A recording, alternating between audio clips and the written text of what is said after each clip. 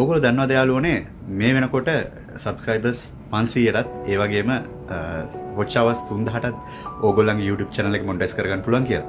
ඔව් යාළුවනේ ඇත්තටම මම කලින් කතා කියපු විදිහට මේ වෙනකොට YouTube partner program එකට ඕගොල්ලන්ට subscribers 500ත් ඒ වගේම YouTube watch hours 3000ත් එක්ක ඕගොල්ලන්ට මේ වෙද්දි YPP partner program එකට apply කරන්න පුළුවන්. එහෙම නැත්නම් monetization apply කරන්න පුළුවන්.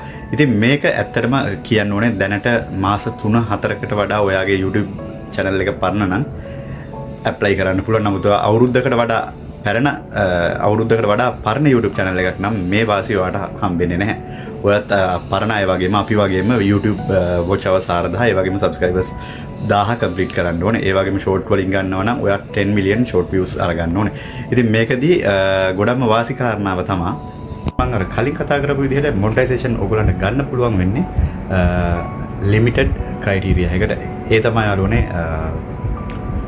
ඔයාගේ membership වලට ඒ වගේම membership වලට ඒ වගේම ඔයාගේ fan base එකේ කවුරු හරි ඔයාගේ membership එකක් purchase කරනවා නම් ඒ වගේම ඔයාගේ YouTube channel එකේ ඔයාගේ මොකක් හරි t-shirt එකක් මොන හරි brand item එකක් sell කරලා තමයි මේ විදිහට ඔයාට monetization eligible කරගන්න පුළුවන්. එහෙම නැත්නම් මුදල් උපයන ක්‍රම තුනකට තමයි මෙන්න මේ විදිහට. එහෙම නැත්නම් subscribers 1000 සමාවෙන්න subscribers 500 සහ watch hours 3000